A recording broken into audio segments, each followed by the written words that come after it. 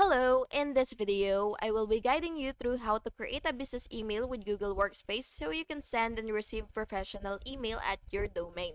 So first, what you will have to do is of course go to workspace.google.com first, which is right here.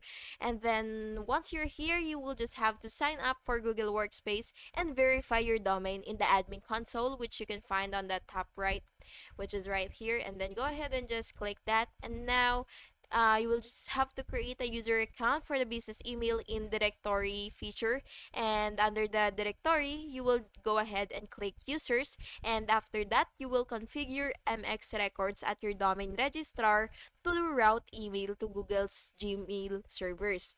Then you will have to wait for the DNS propagation and test sending receiving from that new email account. And finally, you will set up an email signature, two-step verification, and any aliases or group addresses that you need. And that's it. And thank you so much for watching, and I really hope this video was helpful for you. And if it was, please make sure to like and subscribe for more videos like this. Thank you and have a good day.